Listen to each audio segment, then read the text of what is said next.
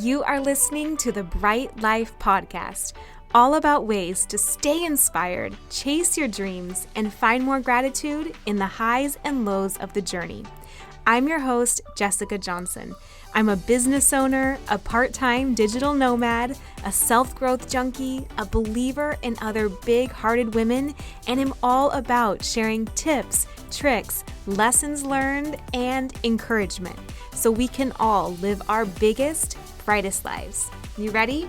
Let's do this. Welcome to today's episode. I'm so excited because I have one of my dear friends, Kacia Ghetmiri, here. She is the host of the EmpowerHer podcast. She's a speaker, an event host, an entrepreneur, and a life enthusiast. And she's just a woman who has such a way of lighting a fire, inspiring other women, bringing so much joy and heart and authenticity. And so I'm just so thrilled to have her here today. So welcome, Kacia. Oh, Jess, I'm so excited to be here. Thank you so much for having me. This is going to be awesome. Yes. And, for anyone who hasn't met you yet, I wanted to just start with a few of your amazing Kacia-isms and wisdom drops, because I think you have this way of saying these quotes that can stick with women in hard times, no matter what they're going through or in seasons of growth. So I wanted to just share a few of those with them and let you kind of expand on them. So can you Amazing. talk to us about tell us one that's don't rob yourself of the joy that you could feel now. I saw you using that the other day. What do you mean by that? It's so interesting because a lot of times I think we pre-stress about things, thinking that if we stress about something now, that it will help us prepare for the future of something that could go wrong. Or we tell ourselves, I don't want to get too excited because I might be let down. And my perspective on that is, if you choose not to let yourself get excited in fear of ever getting let down, you're not just robbing yourself of the joy now, but you're not getting to have the full spectrum of the human experience, right? I love being able to be excited and also having things that don't go according to plan, because I feel like sometimes when you are let down, that gives you an opportunity to learn something you couldn't have otherwise learned about yourself. And my perspective really comes from just the fragility of life in general, that our days are numbered here and we don't know the count. So I just don't want to ever not let myself get excited, because sometimes things won't go our way, but at least I got to feel excited leading up to that, you know? Yes.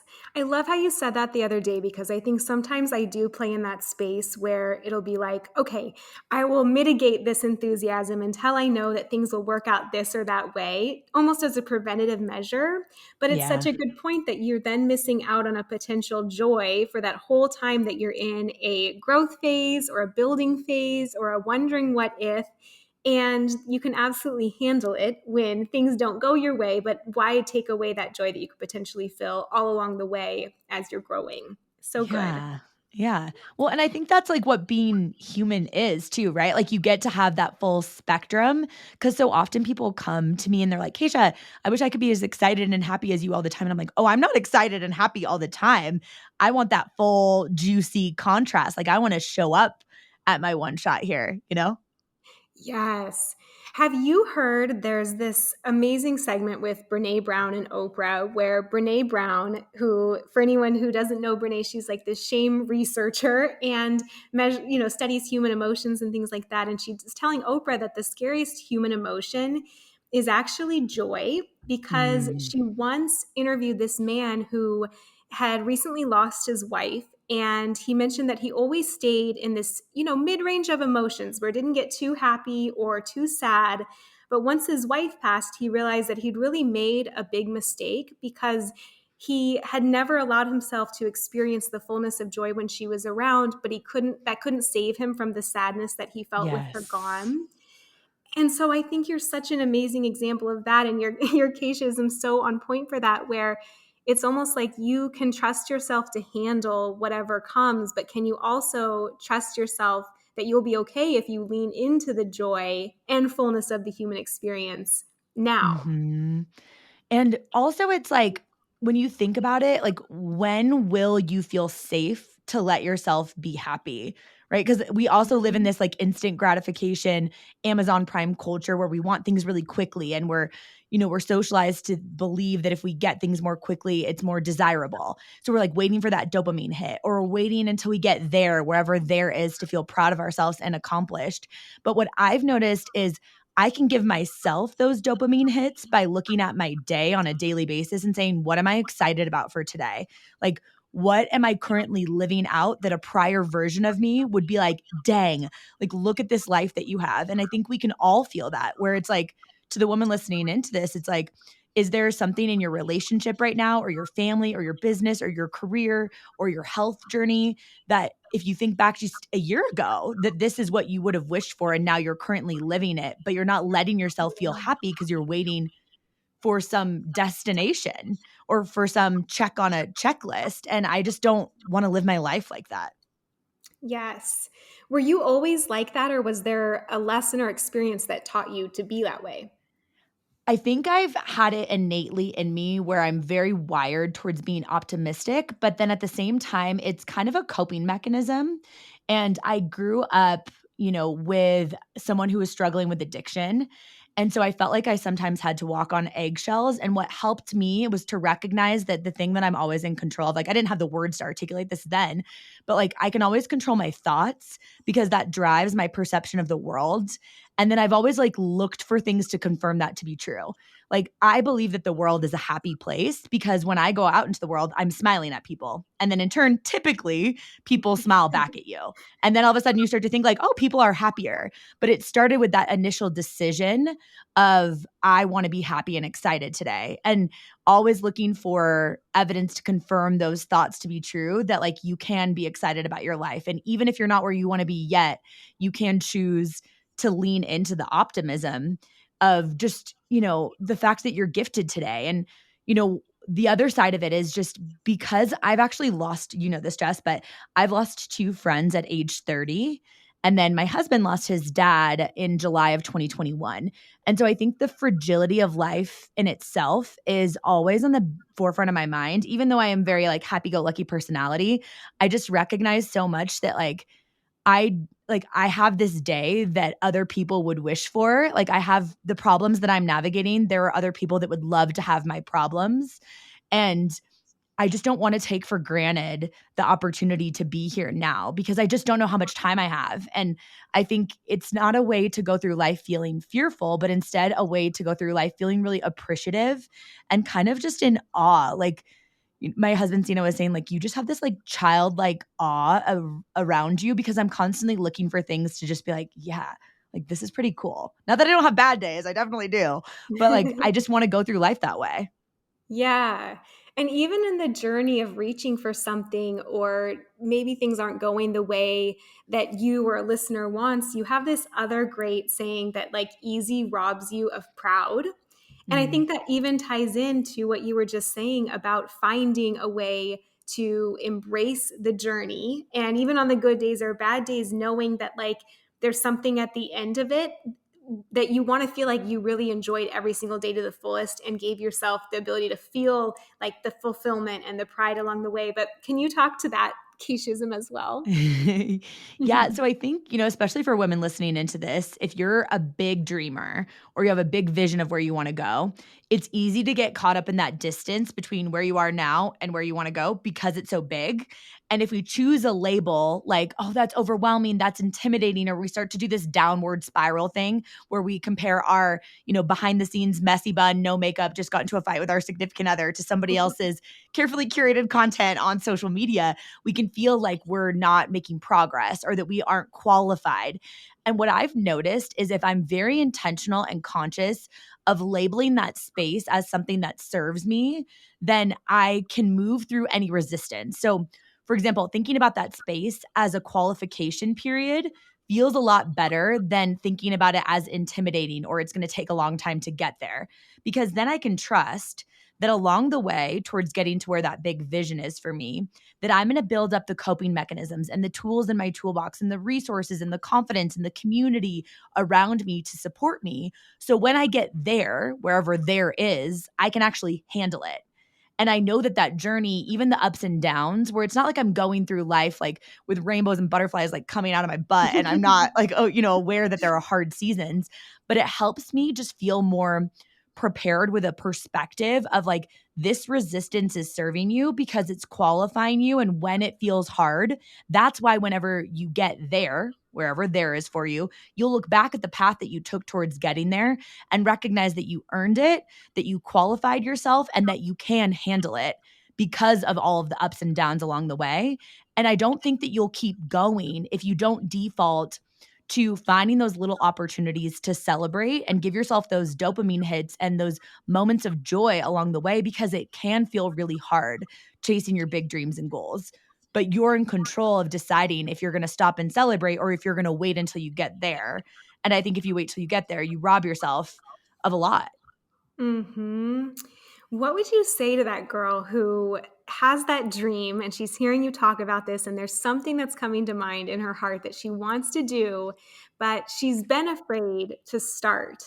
What's something that stands out that you'd share with her?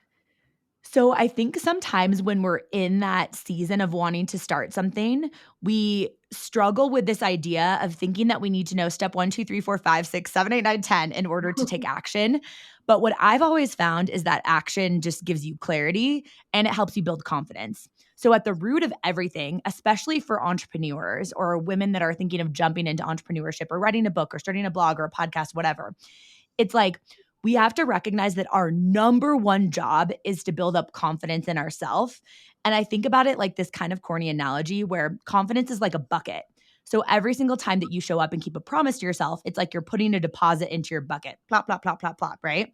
So when you're getting caught up in not taking action, every single time that you say you're going to do it and you don't do it, because you get caught up in all these steps or you get caught up in fear of failure or what other people are going to think about you, it's like you're telling yourself that you don't believe in your own word. So instead, I would say, what's something that you can do in the next 24 hours to move the needle forward? Right? Maybe someone, it's like you have the goal of running a marathon. Most people listening to this podcast, myself included, can't run a marathon tomorrow, but you can sign up for one, right? You can make the decision that you're going to write a book. You can reach out to that person about that program that you want to join. You can reach out about getting your master's degree at a, like you can do something to give yourself that deposit and be like, I am the person who keeps a promise to myself, because that confidence and that quick dopamine hit is enough to get you to take action. And then you start to recognize you don't need to know step 2, 3, 4, 5, because once you start, then you can decide what the next thing is and like break it down into more bite-sized chunks rather than catastrophizing that you have to have this whole big game plan, because that's so overwhelming, Mm-hmm. Absolutely. And Kacia was in a corporate career. She was at Google before she leapt into entrepreneurship. Is that something that you knew at that time, or what gave you the courage to take that first action, like signing up for whatever, program you wanted to do or announcing that you were starting your business? What gave you the courage to do that then? So I have this core belief, and you and I talk about this all the time, Jess, but I believe that your life is a testimony of what's possible for other people. So when you do what you want to do and what feels aligned for you, you're also doing it for her too. Like another woman out there who needs to see someone go for it in your exact situation, in your circumstances, so she can borrow belief from you that like, if she can do it, I can do it too. And for me, Google, by a lot of other people's standards, was such a great like place to be. And honestly, like when I think of the corporate world, like it was such a good job. You like got free snacks. I had great career trajectory, all of that. But intuitively, I had this very visceral gut feeling that I honestly tried to shove down for a little bit because it was so uncomfortable and it was so much easier to stay in good, and by other people's definition, great, rather than like take that leap to start that thing that I wanted to do. So I started my first business on the side of my corporate job, and I waited. I didn't jump and like hope that the net appeared. I was very tactical about it, especially because at the time that I started my first business alongside of my corporate job, I was living in New York City with my husband, Sina, who was going through dental school. And I was the primary income earner. So, like, actually, I was the only income earner because he was in school. So, I didn't want to take this risk and put all of this pressure on myself to have this full time business supporting two people in downtown New York City So I decided to start it on the side. And what helped is I started to build up a ton of confidence as I was doing this business on the side. And then I got to have that proof of like, okay, this is starting to work. And then I could take this more calculated jump into becoming a full-time entrepreneur. And I had enough confidence in my ability to figure things out because I had proof that I could look back on. It was like, hey, you decided to start this thing and you're starting to get some traction. And that's different than a lot of advice that people give, especially on social media and stuff. You Yeah. hear people like, just jump and chase your dreams. And I get that. But most people aren't prepared for how uncomfortable that can feel, right? Yes. Yeah, and I love what you said about even just the permission around doing it in your own way, because there are probably people listening who are like, I'm getting so much pressure that I have to go all in, or if I'm serious, I should be doing it full time. Yeah. And it's like, that's not the case at all. Like, really, whatever way is speaking to you or feels aligned can be the way that you do it, and can be, look at what you've done, even can be the way that you build an entire new career or business or life from it. It doesn't have to be what someone else has done. If there's a way that's calling to you, that can be the right way. And I just love that you're an example of doing what feels good and then making a whole different, life and opportunity out of it. And there's so much pressure, right? Like Yeah. sometimes I think it's like asking yourself, like, does it have to be done that way? Where especially new entrepreneurs, like jumping to be full-time entrepreneurs, it's so drastically different than being in the corporate world. And sometimes I think it can be helpful to build up that skill set on the side and start to build up some income. Like I had runway before we like left, right? Like I had Yeah. runway to pay our rent for a couple of months. And I think it's not as sexy of an answer, but if you think about, even if you're doing something on the side, what's the alternative? Even if it takes you a little bit longer because you're doing it on the side and you have to fit it into your life with your corporate job and maybe your kids or whatever it is that you're, navigating, that like the alternative is you stay in what you already know isn't aligned for you. So even if it would have taken me longer to leave Google because I was doing it part-time, it still would have been worth it because it ultimately got me to where I wanted to be. And I liked the person that I was in pursuit of it, which is always a big focus of mine, is like not just getting to the end goal. Because again, I want to look back at the path and not only feel like I earned it and like I qualified myself, but to feel like it was worth it. Because Mhm. I have to like the person that I am, and I have to feel like my relationships and my health weren't put on the back burner. So that just required that I had a full-time job while I started my business. And honestly, at this point, like I'm probably not hireable because I don't know how to listen to anybody else's rules. And I left the corporate world in 2015. But I look Mhm. back and I'm like, that taught me so much about time management. And it helped me build up so much confidence in myself that then led to me feeling confident to make all sorts of pivots that I've done since then. Right. Yes. And I love your point about it. It's not this all or nothing where either you do this drastic thing and chase your dream or you stay where you are. There can be lots of little steps along the way that move you forward and at least get you going in that direction. So there's really no, reason to just either stay or go and have it be that extreme. Any step forward is still putting you in a direction towards what you truly desire and want to build. Well, and also just like you and I can attest to this with just all of the pivots that we've had career and business wise is like sometimes you try something and then you find out that you don't like it, but you don't have so much pressure if you're starting on the side. And, I had my first business and then I started my second business along the side of my first business. So I could kind of dabble in it. And it gave me a little bit more creativity and freedom to be like, do I like this or do I not like this? And it wasn't like everything was riding on launching this thing or creating this product or this program or this service or this offer or whatever. It let me feel like I had more creative freedom. And that's what I need to create things that I'm really excited about is I need to have the space without all of the pressure. Yes. Yeah, and you've spoken in that to changing your mind and the permission to pivot. And I think that's a really important thing that you touch on that a lot of people have a hard time with or are afraid of or feel guilty over when they change their mind or decide they desire a different city or career or situation in some way. So can you touch on that, like either how you've pivoted in the past and it's been a positive thing for you, or what you wish more women knew and felt about that? Yeah, I think because of this like identity piece where we get really caught up in titles and accolades or even just this sunk cost fallacy of like, I did this for X amount of time, so I must need to stay in that. And for me, I've always thought about the fact that like I literally have one shot here. And part of the reason that I choose to be so bold about the choices that I make or the pivots that I make is for me, because I believe that every single one of us is, gifted the vision that we have because we're the person that's supposed to make it happen. And that is reason enough to chase your dreams. But because I constantly am thinking about who's going to benefit as a byproduct.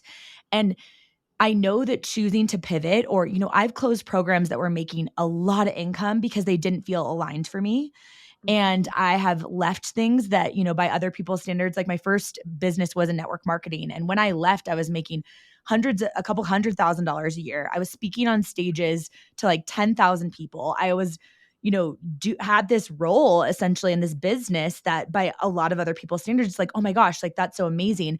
But when it didn't feel aligned for me anymore, I was like, I'm the person that I'm going to spend every single second with of every single day for the rest of my life. And I don't want to feel like I didn't live up to my potential. And I don't want to rob other people of the ability to watch someone who left something that a lot of people wouldn't choose to leave because it's easier to stay, because I think that example is needed. And that's always helped me like raise the necessity to want to show up to life, is thinking like somebody's got to see someone do it. And I often think that like if it's not being represented the way that you think it should, it's because you're supposed to be the representation. And that's been a huge driver for me in every single pivot, where it's like, this is kind of bugging me. Or when I've created courses, I'm like, why does no one do it this way? I should do it that way. Or like, people don't do this, I should try that. And I just think that like all of us are examples to other people to be the permission slip that sometimes they just need to see someone else go first. And that really, really fuels me. And you've so brought people along on your journey, where I remember when you first started your podcast and you were saying, I don't know how to do this. I'm going to figure it out though. Like, come with me. We'll all figure it out together. And now it's grown into millions, several million downloads. But when you think back to that, like, how did you get comfortable just figuring it out? And if anyone's listening and they're thinking, I really have this dream to use my voice on a podcast or on a blog or on a book or on a YouTube channel, how'd you get comfortable being the one to say, I will be the example and I'm going to have confidence in myself doing it? Like, any thoughts there? I know it's a big question. Yeah. So when I started my podcast, Empower Her, it was at the end of 2018 because I was listening to a lot of podcasts that were hosted by women that felt as if they were like 5 to 10 steps ahead of me. And they were giving advice in hindsight. Like, oh, back when I was in this season of my life or my marriage or my career, this is what I did. So here's my advice now. But they were 5 years removed from it. And while that's so helpful, because I think that other people's example, like we can borrow belief from them, or you can see somebody that's accomplished that thing that you want to do. And you're like, ooh, okay, that's proof that it's possible. But I was craving this like conversation with someone who felt like they were my girlfriend, and they too were having those moments of ugly crying on their bathroom floor where their snot and mascara was like getting together in their mouth and they were choking. They're like, I don't know what I'm doing. I just didn't feel like it existed. And I was like, this is bugging me. And I've found that a lot of the way for me to make pivots in my life or go for things that I have on my heart is I look for problems that I'm excited to solve for myself or for the world at large.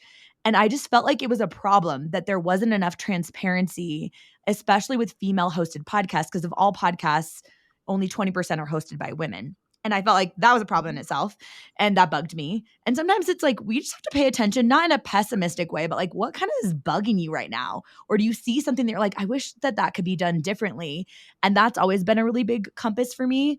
So knowing that I was gifted that vision of wanting to create a very transparent podcast and just be this person who didn't have my ish together all the time and was like, oh, I'm just kind of figuring this out as I go. I just wish that it existed. And I'm like, okay, well, if I'm gifted this vision, I'm just supposed to do it. And I didn't put the pressure on myself for it to be a light switch. And I think sometimes people do that where they're like, okay, I'm going to start this thing. I have to go all in on this, or I have to be like fully myself and I'm going to have this really transparent podcast. But like I let myself just kind of evolve with it. And what helped is I wasn't pretending to be perfect. And I understand the concept of imposter syndrome of like, when you're doing something for the first time, you're like, who am I to do this? But there's also this element of imposter syndrome that is implying you're an imposter, like you're faking it. And I don't struggle with the imposter syndrome of being a podcaster or sharing my message with the world because I'm not faking it. Right. So like I don't have to put on an act. And I think being a human is hard enough sometimes, just navigating the ups and downs.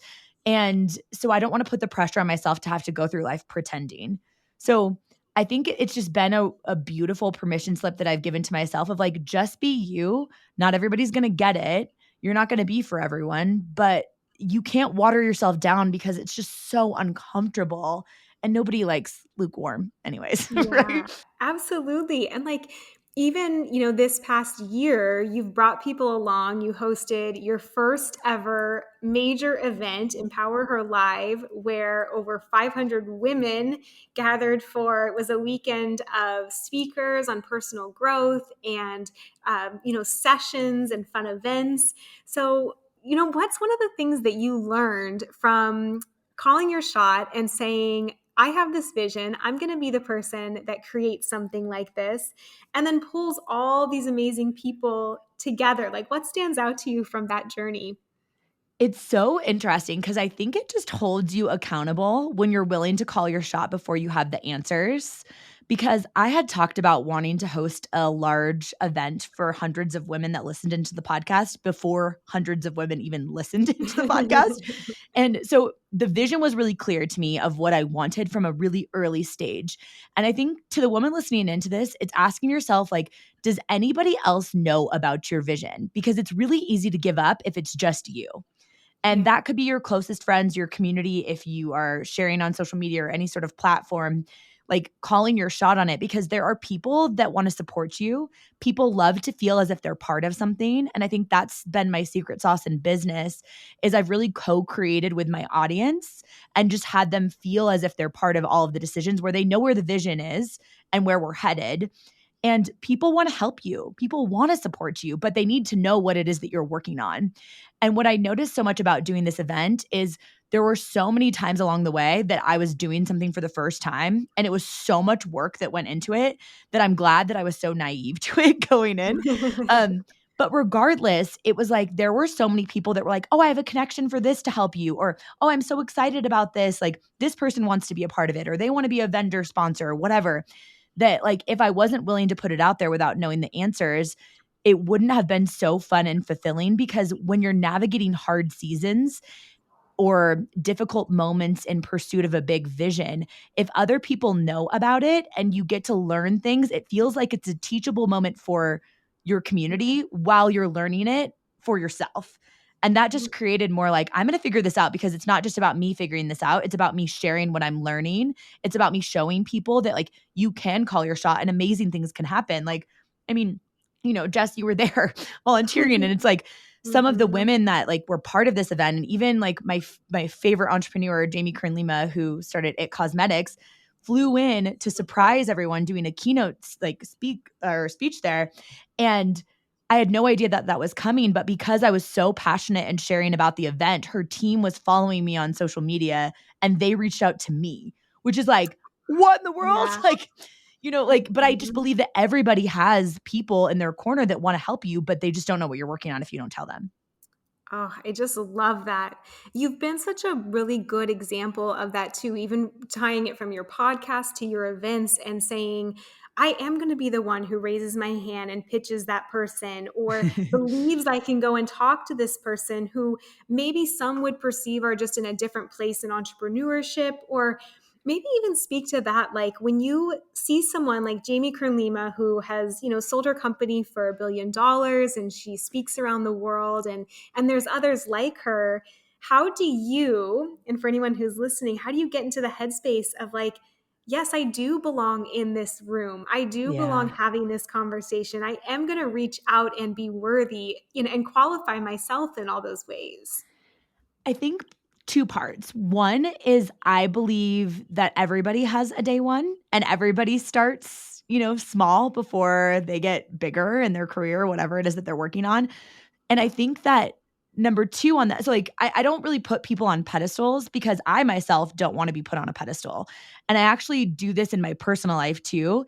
Like I try not to attach too much to even labels like how a mom should act, how a dad should act, how a Mhm. husband should be, because that's so much pressure to put on a label or to decide that somebody, because they've sold their company, using Jamie as an example, for $1.2 billion, that they're at this stage that they're untouchable. Like, I just don't think that, Yeah. I don't think of people that way. So that's one part of it. And then number two is like, I even notice at this stage in my career, which I'm nowhere close to having $1 billion company, but I look at how much I love knowing that I've impacted someone who's maybe a couple steps behind me, knowing that there's something that I could do to benefit them that could be really transformative for them or give them a lot of confidence in themselves. And having someone like Jamie, offer to fly in on her private jet to, Mhm. speak to these women and just pour into them because she believed in me, makes me want to then continue that ripple of wanting to do that for other women too. So I just know that, like, there are people that are a couple steps ahead of you that do want to be on your podcast, or they want to be featured on your blog, or they want to have a conversation with you, or they want to be quoted in your book because they're so excited that their work has impacted people that are also choosing to take action in their life. And that's one of the biggest gifts that I think that you can give to someone else, is saying, like, not only has your work impacted me, but your work impacted me, and now this is what I'm doing. And Yeah. for Jamie, she's modeled this example of, she's done cool things with like Oprah and has all these major connections. But whenever she's asked to be at a board meeting, she always brings another woman with her to the table. And that to me is so powerful, because that's not just empowering women, that's like practicing what you preach with your actions. And I Yeah. want to be that type of person too. So to say, like, Jamie, you've impacted me this way, and this is how I'm showing up for my community to continue that ripple. I just think we underestimate the power that can, how impactful that can be for someone that's accomplished all of these things. It's like just knowing that your impact, serves someone that's doing something in the world with that. Yes. And Jamie was just amazing at your event. And so I'm excited to hear. I know you have your event coming up this next year. What are you most excited about for this one? I'm excited because when you do something for the first time, you have no idea what the hell you're doing. And so, naturally the first time, I mean, it was such an amazing event in itself when we did it last year. But now that we've worked out some of the kinks, some of the vision that I have for this year is how to take an audience of women that will be hundreds and hundreds of women and find ways for them to connect on a more intimate way, and just in terms of the format. But also, Jess, you know this, and this is really important to me, that I'm pregnant right now. And I have been to so many events, and I have never seen a woman who's visibly pregnant speak on stage. I literally hadn't seen anyone on stage until Rihanna did her halftime performance at the Super Bowl this Oh. year that was so pregnant. And I'm going to be like 35 weeks pregnant at this event. And I just think it's really important to like show women, this is a vision that I have for my life. That's not everybody's vision, but I'm like, I want to show people like you can do this, and you can do it if you're starting a family. You can still have big dreams. You don't have to give up one or the other. Like your life is your choices. And I'm excited about the season of life that I'll be in personally, because I think it is making me think about how I want to have lots of different types of representation on the stage. And I think it's hard to be what you can't see. And I feel that weight of like, I want to show people all different walks of life of people that are doing business and chasing their dreams in different ways. So I don't know. I have a big vision, and I think it's just going to be really fun. I also pitched my favorite musician to do spoken word and perform there, and we'll see. Oh But I my think that'd be gosh. pretty cool. I mean, if you are a woman out there who is looking for like an inspiring weekend, an uplifting weekend to meet other women who are just like can become your sisters in life or in business, if you have dreams or you're thinking of starting out, like I cannot even use words to describe how amazing that weekend was. And like as a friend, just seeing someone pull together this event where people felt so seen and so loved, and every detail was just so fun. I just loved it. I just can't say enough things about it. If you're thinking of a weekend that just puts you on fire in a good way, then this is the one for you. Oh, Definitely. thank you, Jess. I love it. I'm so excited to have you guys there again. Yes. It's going to be incredible. And this year we're doing it in Denver. So it's September 22nd through the 24th in Denver, Colorado, which I'm also really excited because Denver, as you know, is so accessible, right? Yeah. Like it's the more middle of the country. It makes it a little bit easier to fly into. So it's going to be super fun. So great. Well, and so tell people, where can they get tickets, follow you, get in touch, and even listen to your podcast as well? Oh, thank you. So my podcast is called Empower Her, and you can find it anywhere that you find podcasts. Obviously, you love podcasts listening into this one, so come check it out. On social media, I'm Kacia Ghetmiri, really hard name to spell, unlike Jessica Johnson. So Yeah. Kacia, Kacia, last name Ghetmiri. So we'll put that in the show notes or something because that's hard. But Yeah. you can find tickets at EmpowerHerLive2023.com. Come check out. We're going to release some of our speaker lineup. We've got some really cool people coming in. And most importantly, I just think there's so much power. And, Jess, you and I can attest to this of like getting in the room with people who, when you tell them your vision, it's not like, oh, I don't know about that. But it's like, oh, yeah, girl, you can do this. And how can I help you? And that's so important to me, to spend my time and energy in my one shot here on the planet, not only showing people what's possible, but curating spaces for people to connect, to find their people that get it. That just really matters to me. And I'll take the pressure of curating something like that that's going to change people's life and take it really seriously. And all the women there did say that they just felt so supported. They felt like they'd come in, maybe even came in alone, but then found like girlfriends by the end of it. And so I just want to really echo that as well. Thank you so much for bringing all of your just wisdom and heart and letting us in on your journey. I just love you so much. I love you so much. Thanks for having me. And thanks for those of you listening in. I appreciate it. Thank you so much for listening in. If this episode resonated with you, I have something you are going to love. Check out brightlifepodcast.com, where you can download a free Bright Life Biz Starter Kit, full of the steps that helped me go from a 9-to-5 to starting a business, creating more freedom, and finding fulfillment as my own boss. I hope it supports and inspires you further. Thank you so much for being here, and I will chat with you again next week.